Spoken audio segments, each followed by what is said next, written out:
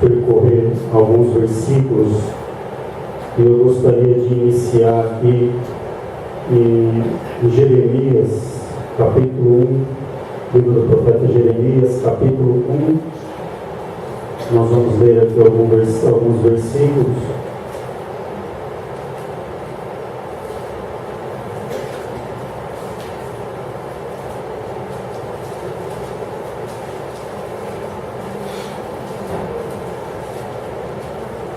Capítulo 1, versículo 11, por enquanto, livro do profeta Jeremias, capítulo 1, versículo 11.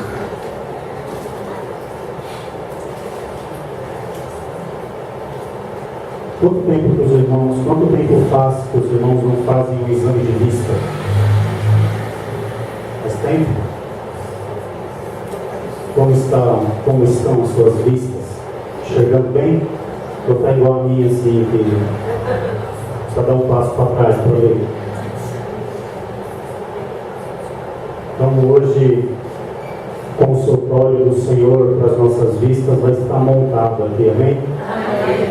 Vamos ver como estão as nossas vistas.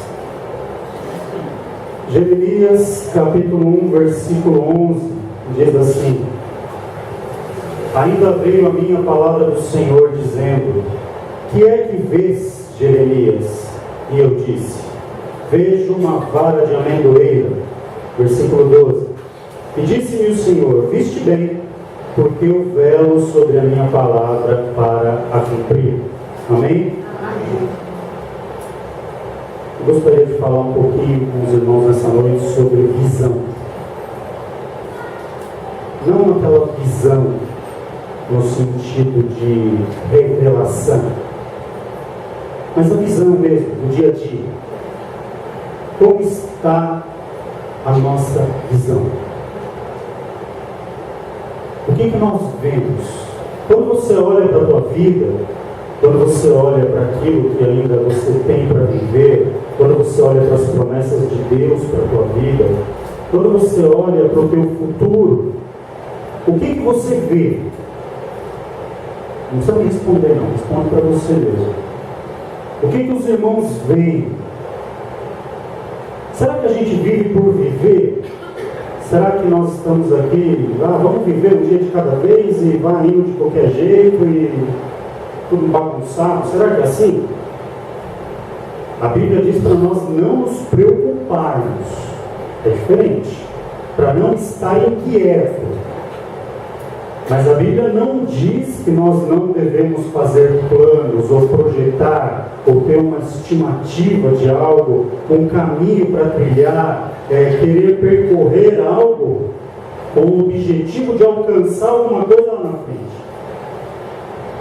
Nós devemos lançar nossa ansiedade no Senhor, sim, não ficarmos ansiosos, mas a nossa visão em relação às coisas de Deus na nossa vida, ela precisa ser clara.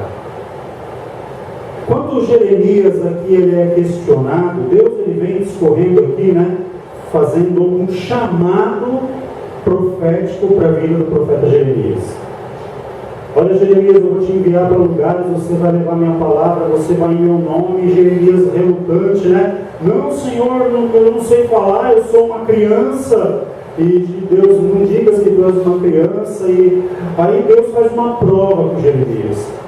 O que é que você vê? Jeremias responde: eu vejo uma vara de amendoeira. E Deus fala assim: viste bem, porque eu velo pela minha palavra para que ela seja cumprida, ou para cumprir.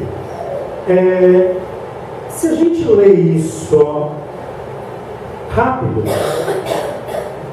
uma leitura, se a gente fizer aqui uma leitura em ordem, versículo a versículo, talvez a gente passe por esse versículo sem entender o que está sendo dito aqui. Porque para nós, uma vara de amendoeira, quem conhece amendoeira aqui? Eu não sei como que é uma amendoeira, não sei nem que tipo de folha, de flor que isso dá, não conheço. Mas para esse povo, nessa época, havia um sentido.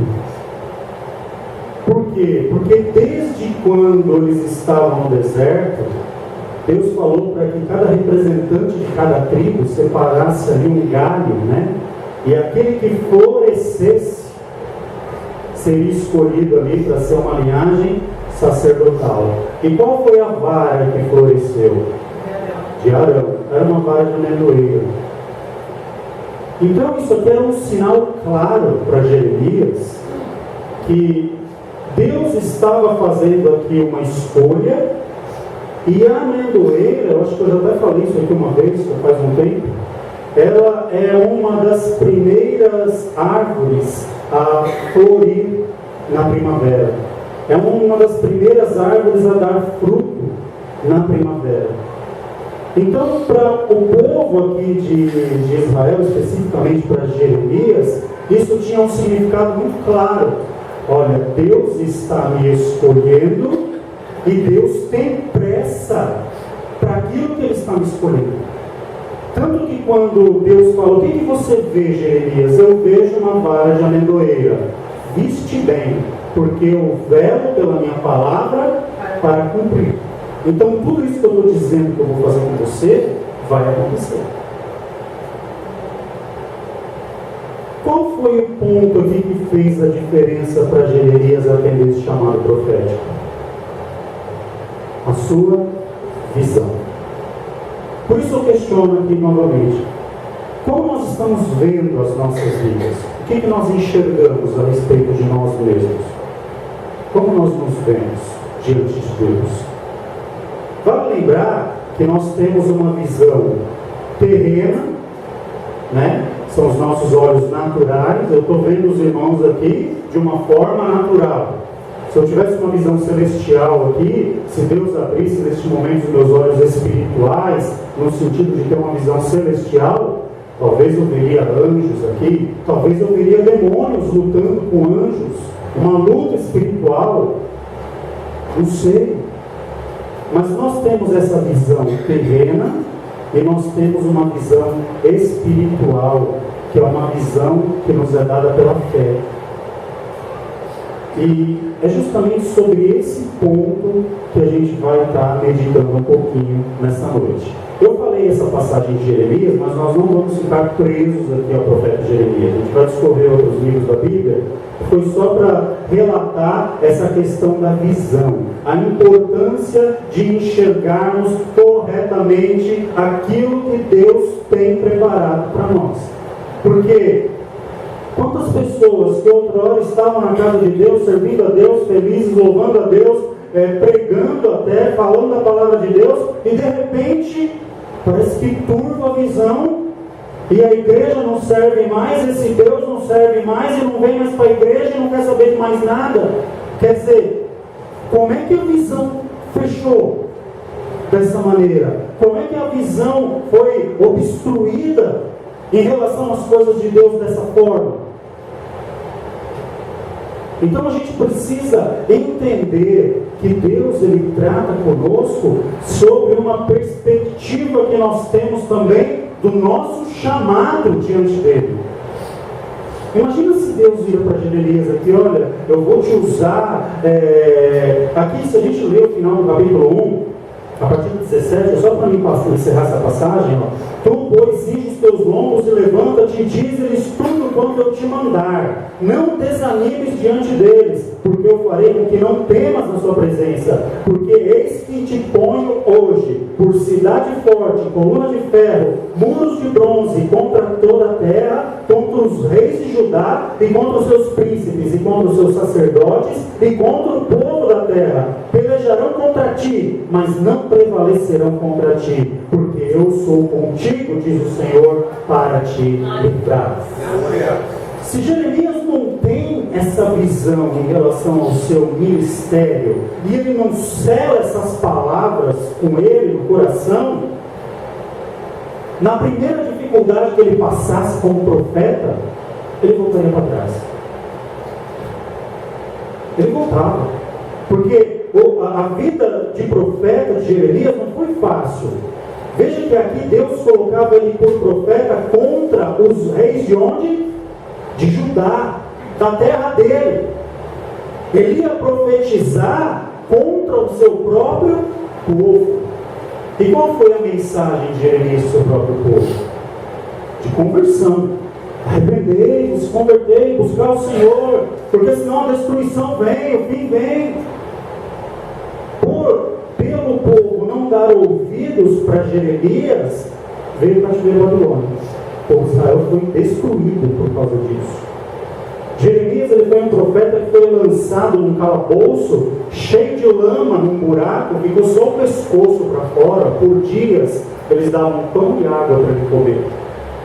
Aí você para e pensa assim, meu Deus me chamou para ser profeta, me deu toda essa autoridade, me investiu com todo esse poder. Eu achei que eu ia chegar lá, falar para o rei ia tremer as pernas e me obedecer prontamente. Mas o rei manda me prender, me açoita, me joga no calabouço, me deixa mergulhado num buraco cheio de lama, me dá pão e água para me comer por semanas. Aí vinha a palavra do Senhor. Lembra no começo de Jeremias, o que você viu? Ah, é verdade, Senhor, eu vi que o Senhor ia me pôr por muro, por coluna, por cidade forte, que eu ia ali ser provado, mas que o Senhor ia ser comigo para me livrar. Então, quer dizer, se essa visão fosse apagada da mente de Jeremias, o ministério dele ia naufragar. Hoje, em relação às nossas vidas, não é diferente. Vamos lá, senão não vou conseguir concluir. Para ficar claro isso, ó. Segundo livro de Reis, capítulo 13, versículo 14 em diante.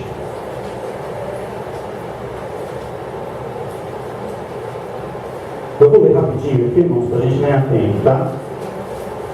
Eliseu estava doente da sua doença de que morreu, e Jeoás, rei de Israel, desceu a ele, chorou sobre o seu rosto e disse: meu pai, carros de Israel e seus cavaleiros. E Eliseu lhe disse: toma um arco, flechas. E tomou um arco e flechas. Então disse o rei de Israel: põe a tua mão sobre o arco. E pôs sobre ele a mão sobre o arco. Eliseu pôs as suas mãos sobre as mãos do rei e disse: abre a janela para o oriente. E abriu-a. Então disse Eliseu: atira.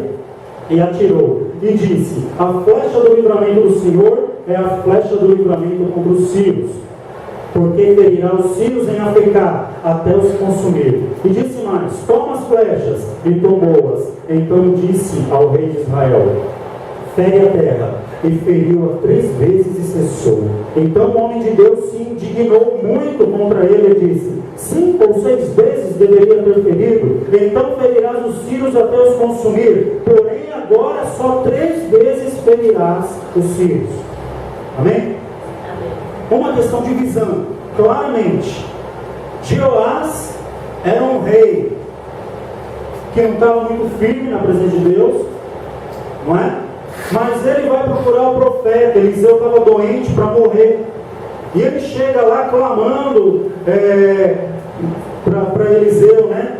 Senhor, carros de Israel e seus cavaleiros, trazendo em memória os tempos de glória, quando Eliseu previa as coisas que vinham contra Israel. Era claramente ali um clamor: olha, o profeta está morrendo e nós vamos ficar sem a orientação, sem a proteção de Deus, sem a visão do profeta para o nosso reino.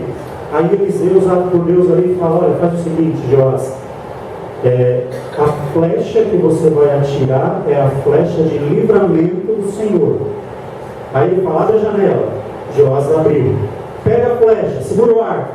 Joás, né, o rei, foi lá, segurou o arco. Eliseu veio do lado dele, pôs a mão em cima da mão dele e falou: atira. Ele sabia que aquela flecha era a flecha de livramento do povo de Israel contra o povo assírio, contra o povo sírio. Aí o que ele faz? Ele tinha lá inúmeras flechas para lançar, mas a visão dele foi curta, pequena. Ele pegou 3 flechas e lançou. Quando ele termina: pronto, profeta, atirei. Eliseu olha para ele e fica indignado. Olha, escuta, olha o tanto de flecha que você tem aí. Era para você ter atirado 5 ou 6, porque 5 ou 6 vezes você iria ferir os sírios a ponto de liquidá-los. Mas por que você lançou só 3? Você vai ferir eles só 3 vezes, e depois, na 4º ataque, eles vão ter sucesso contra vocês. Visão pequena diante daquilo que Deus poderia fazer. Se Deus deu algo para ele fazer, que era simples, lançar flecha, lançasse flecha até o profeta mandar parar. Poxa, se eu tenho aqui 200 flechas do meu lado, um exemplo, eu vou lançar 3, eu vou tirar a flecha até amanhã. Porque a flecha do livramento do Senhor, cada flecha lançada é uma vez que eu vou ferir os círios, vou lançar só 3. Veja que tudo está em torno da nossa questão de uma maneira que nós vemos as coisas diante de Deus. Por que as pessoas, tem gente que consegue ser grandes homens e mulheres de Deus, serem usados por Deus, e tem gente que parece que não sai daquilo? O que acontece? Qual é a diferença? Deus ele olha e vai com a cara de um e rejeita o outro? Será que é assim que Deus faz? Não, Deus ele vê a sua predisposição de ser usado por Ele. Ele fala, esse aqui é usado, esta aqui é usada, este aqui eu posso contar. Se eu mandar fazer, ele vai fazer bem feito. Mas quando a nossa visão ela é turva, ela não é clara das coisas, daquilo que Deus deseja, a gente deixa a desejar. Uma outra passagem ainda de Eliseu. Daqui a pouquinho a gente vai ficar mais claro o que a gente vai querer dizer aqui para os irmãos. Veja o que é o âmbito espiritual para as nossas vidas. Uma outra passagem, né? O rei da Síria, veja que a Síria nessa época era uma pedra no sapato de Israel. Fazia guerra a Israel e consultou com os seus servos. Eu não falei a referência, né? 2 Reis 6, versículo 8. Dizendo, em tal lugar estará o meu acampamento. Mas o homem de Deus enviou ao rei de Israel, dizendo, guarda-te de passares por tal lugar, porque os sírios desceram ali. Pelo que o rei de Israel enviou aquele lugar, de que o homem de Deus lhe falara, e de que o tinha avisado, e se guardou ali, não uma nem 2 vezes. Então se turbou com este incidente o coração do rei da Síria, e chamou o seu servo e lhe disse, não me fareis saber quem dos nossos é pelo rei de Israel? E disse um dos seus servos, não, ó rei meu senhor, mas o profeta Eliseu, que está em Israel, faz saber o rei de Israel as palavras que tu falas na tua câmara de dormir. E ele disse, vai ver onde ele está, para que envie e mande trazê-lo. E fizeram-lhe saber, dizendo, eis que está em Dotã. Então enviou para lá cavalos e carros e um grande exército, aos quais viram de noite e cercaram a cidade. E o moço do homem de Deus se levantou muito cedo e saiu. E eis que um exército tinha cercado a cidade com cavalos e carros. Então o seu moço lhe disse, ai meu senhor, que faremos? E ele disse, não temas, porque mais são os que estão conosco do que os que estão com eles. E orou Eliseu e disse, Senhor, peço-te que lhe abras os olhos para que veja. E o Senhor abriu os olhos do moço e viu. E eis que o monte estava cheio de cavalos e carros de fogo em redor de Eliseu. O que aconteceu aqui? Os sírios fazendo guerra contra Israel. O rei da Síria querendo armar emboscada para o rei de Israel. Olha, nós vamos pegar o rei de Israel de surpresa em tal lugar. Aí Eliseu, o profeta, Deus revelava para ele. Ele via essa situação. Foi lá, avisou o rei de Israel, não passa por tal lugar, porque os sírios estão lá esperando, fizeram uma emboscada e vão te pegar ali. Aí o rei de Israel, não é bobo, né? Mudava o caminho. E a Bíblia diz que não foram nem 2 e nem 3 vezes, foram várias vezes que isso aconteceu.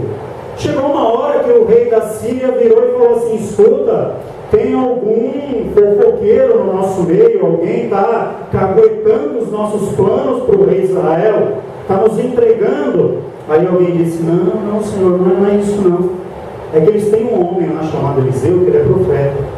Então, aquilo que o senhor trama lá no teu quarto, sem ninguém saber, ele fica sabendo lá, porque Deus de Israel revela para ele. Aí o rei da Síria fala, então vocês vão lá, descubram onde está esse homem de Deus, esse tal de Eliseu, e traz ele aqui na minha presença, que eu quero saber quem é, não sei se a intenção era matar, o que ele queria fazer. Mas aí disseram, está em Dotã, então envia o exército para lá. Aí de manhã, quando eles levantam, o moço, né, o serviçal lá do homem de Deus levanta primeiro, quando ele olha ao redor ali o acampamento, cercado pelo exército da Síria.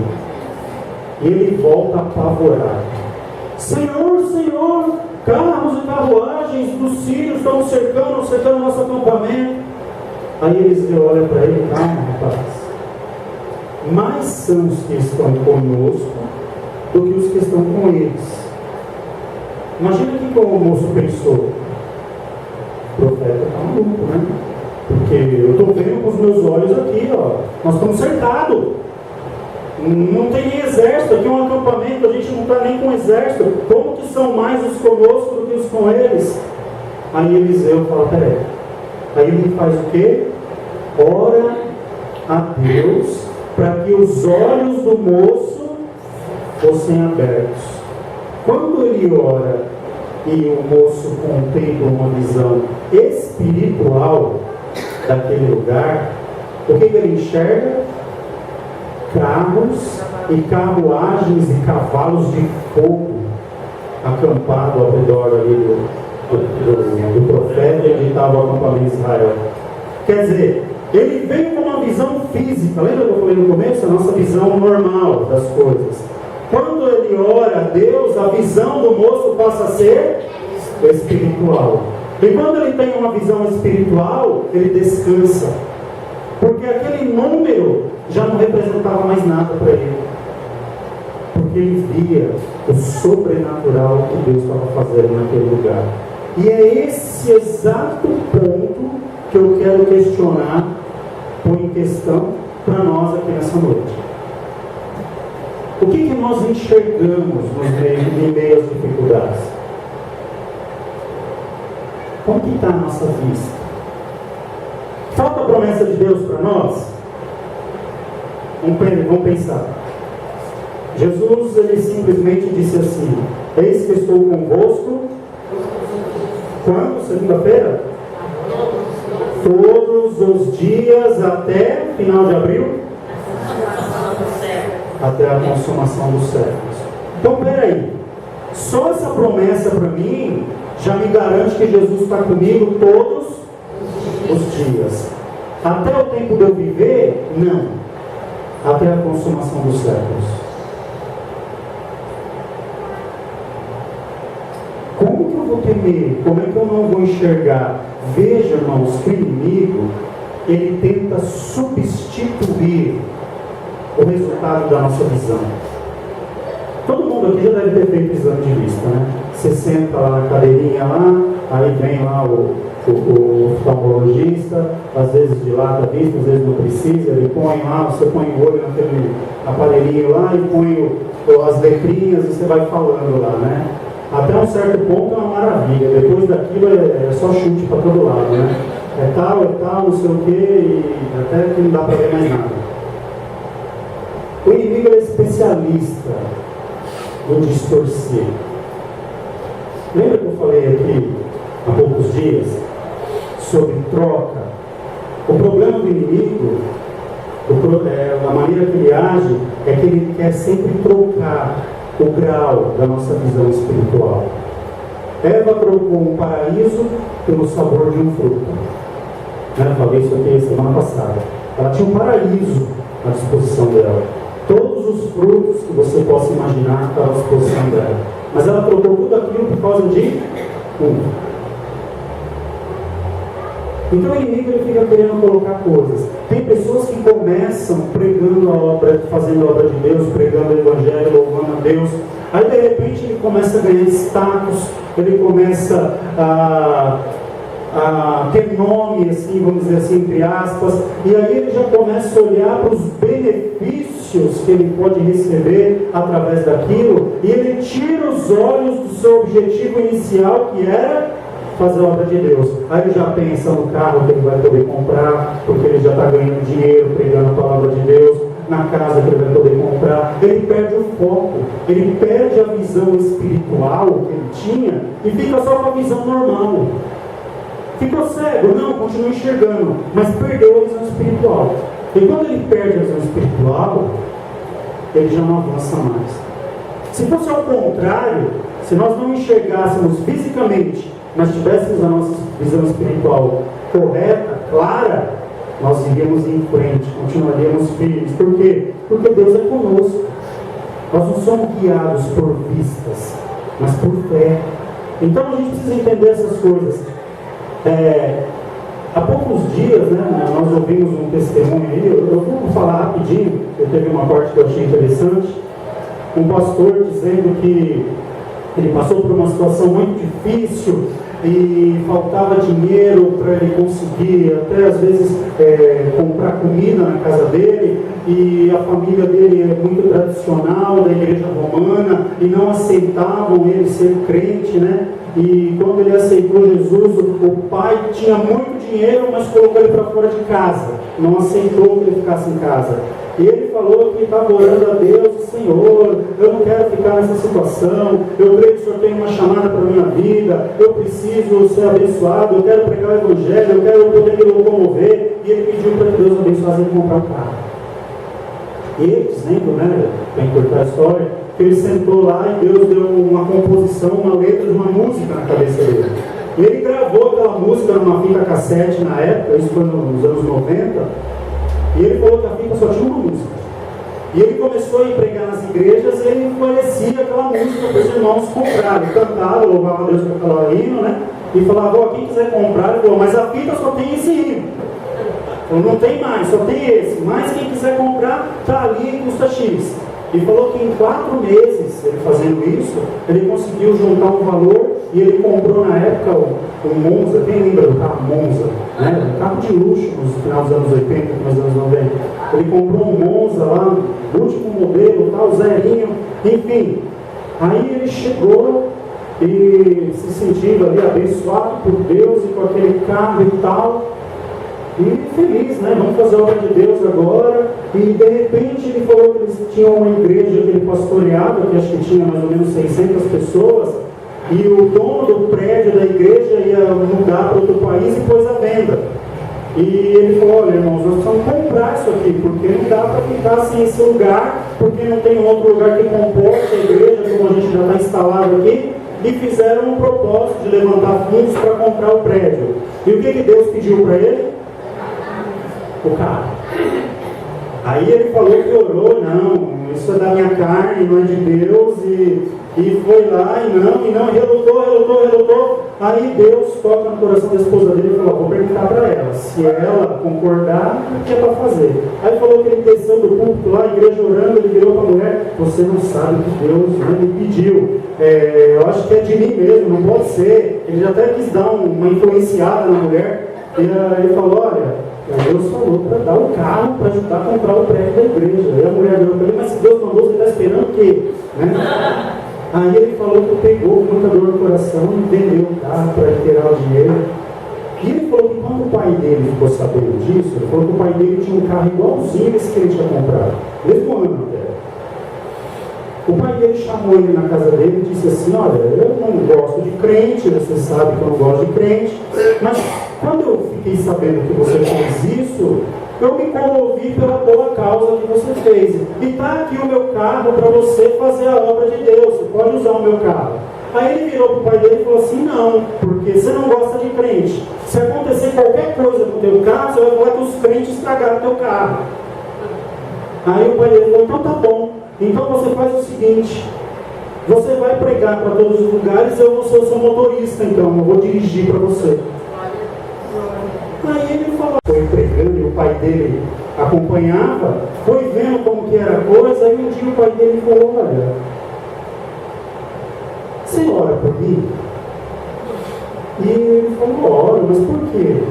Ainda no testemunho falava, né? Aí na oração ele descontou toda a raiva dele, né? Abençoa, pai, lembra que ele fez isso comigo aquela vez? Aí ele falou que orou pelo pai dele. E no final das contas, Deus usou todo esse processo para responder uma oração que ele tinha feito lá atrás, pedindo a salvação do pai dele. Então veja o que é a visão espiritual. Se ele tivesse, por que eu estou contando tudo isso? Talvez alguém está pensando, mas o que isso tem a ver? Tem tudo a ver. Se ele tivesse fixado os olhos no carro e não ouvido a voz de Deus, quando Deus falou para ele se desfazer, Talvez o pai dele não teria alcançado aquela graça de poder andar com ele, aprender sobre o Evangelho, conhecer as igrejas dos crentes que ele era tão contra, e no final das contas ele aceitar Jesus como Senhor e Salvador da vida dele. Então veja, irmãos, que os caminhos de Deus, a visão que Deus põe na nossa vida, ela é muito melhor do que aquilo que a gente possa esperar. O que eu preciso é sentar na cadeira do Senhor e falar assim: Senhor, desobstrui a minha vista.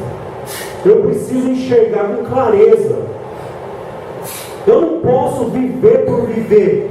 Eu não posso estar aqui por estar. Se Deus tem um chamado na minha vida, Senhor, qual é esse chamado? O que é para ser feito? O que é para ser feito em relação à tua obra nesse lugar? E buscar Deus nesse sentido. Porque aí Deus vai acrescentando. Ele vai te mostrando, faz assim, faz assim. Ainda hoje eu conversava com minha irmã e eu dizia assim: irmã, as coisas de Deus, elas não são por apadrinhamento, elas não são por afeição, por amizade. As coisas de Deus é por chamada. Porque quando você quer fazer alguma coisa para ser legal com alguém, não dá certo. Ah, esse aqui é meu amigão, vem cá, amigão, você vai me ajudar agora que eu confio em você. Se Deus não pôs ou se Deus não falou nada, não traz, porque vai dar problema. Agora, quando Deus coloca, eu já fiz coisas aqui que algumas pessoas me questionaram. Ah, mas você está colocando fulano para tal coisa, você está colocando fulana para tal coisa. Eu falei, e vai dar certo, porque eu tenho convicção que foi Deus que dirigiu. E está até hoje, e está dando certo, e está funcionando, e o nome do Senhor está sendo glorificado. Por quê? Porque é Deus quem faz. A gente não pode perder essa visão. A gente precisa enxergar da maneira que Deus deseja que a gente veja, e não da maneira que me convém. Eliseu aqui, quando ele ora, os olhos do moço são abertos, o moço começa a enxergar claramente, e ele contempla o livramento do Senhor para o povo. Às vezes eu acho que o diabo ri da nossa cara. Sabe por que eu falo isso?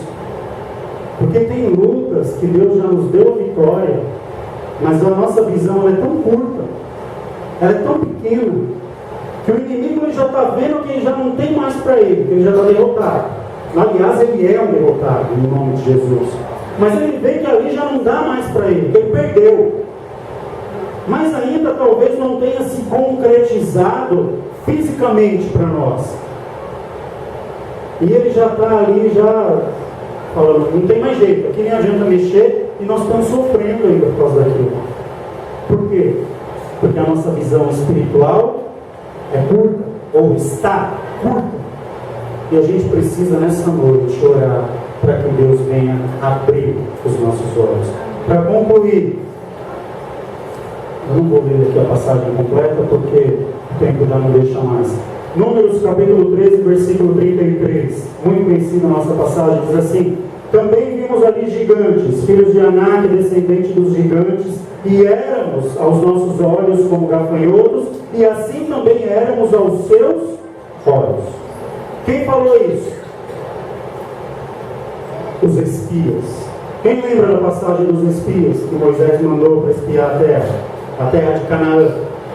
Moisés dá uma ordem: olha, levanta um representante de cada tribo de Israel, 12 espias. Vão lá, veja se a terra é boa, veja se a terra mana leite e mel, veja como que é as coisas por lá, veja o tipo de gente que habita ali, veja se realmente a terra é frutífera, trazem um relato geral da terra para a gente. Foram os 12. Terra é boa? Terra é boa. Mana leite e mel? Verdade. Cacho de uva? 2 para carregar. De tão grande. Só que eles viram que lá habitavam os filhos de Anak, uma descendência dos gigantes. E quando eles olham para aquilo, olha a visão que eles têm de si próprios. Éramos aos nossos olhos como gafanhotos, e assim também éramos aos seus olhos. Se a visão não bastasse deles se colocarem como gafanhotos, Eles já imaginavam que os inimigos, que na verdade nem haviam os vistos ainda, e os enxergaria como gafanhotos também. Quando eles voltam com essa notícia para Moisés, Moisés começa a questionar: e a terra? É boa. Mana leite e mel? Mana leite e mel. Produz muito fruto? Olha aqui o cacho de uva, 2 homens para carregar. Maravilha. E o povo de lá? Ah, gigante. Descendentes de Anak. Seremos como gafanhoto diante deles. O que o gigante faz com o gafanhoto?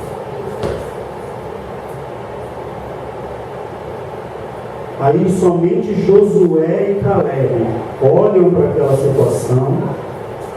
Peraí, Deus tirou a gente lá do Egito. Olha o poder da visão. A sua visão não pode estar limitada no hoje. Existe uma história na sua vida. Existe um caminho que já foi percorrido. Existe promessa de Deus para ser cumprida. Os dois questionam: peraí. Você está dizendo que nós chegamos até aqui para ser esmagado por gigante? Você está dizendo que o Deus que tirou a gente lá do Egito, da época de escravidão, o Deus que abriu o mar, o Deus que nos deu alimento no deserto, o Deus que nos sustentou por esse deserto durante todos esses anos, que proveu água da rocha, que proveu maná do céu, que proveu codornizes para nós comermos, que proveu a roupa, a vestimenta que não se estragou no deserto, que proveu nuvem para nos proteger do sol, que proveu coluna de fogo para iluminar a nossa noite, para nos aquecer do frio. Está dizendo que esse Deus, que preparou uma terra prometida, uma terra que Ele diz que mana leite e mel, e de fato mana mesmo leite e mel, está dizendo que Ele nos trouxe até aqui para sermos esmagados por gigantes.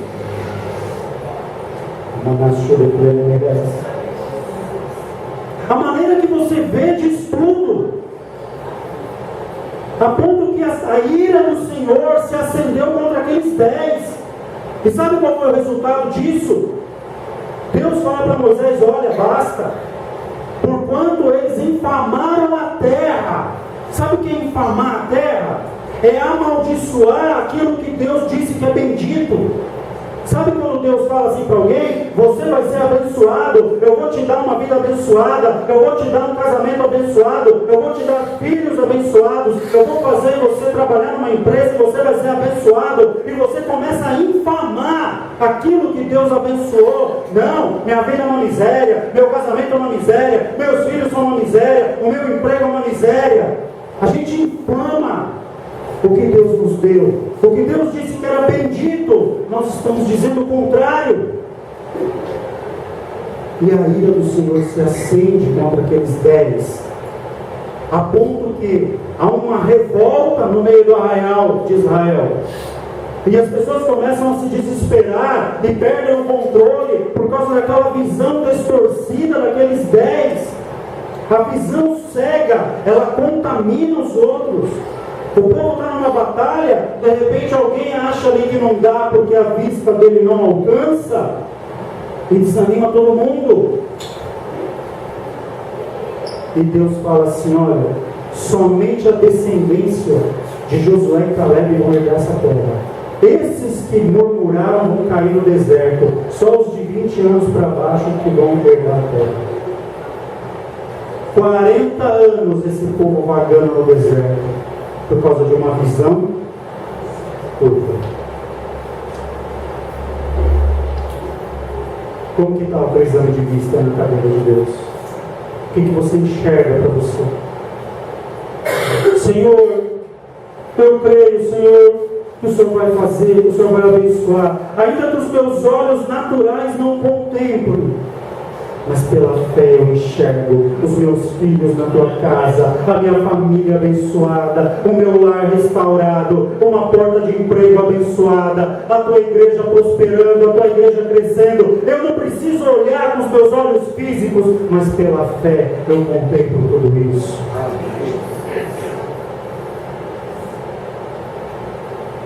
Lembra de Elias? Elias chama o moço, está lá orando, vai lá, olha para o céu, vê se você vê alguma coisa. O moço vai lá, olha, volta para Elias, não tem nada.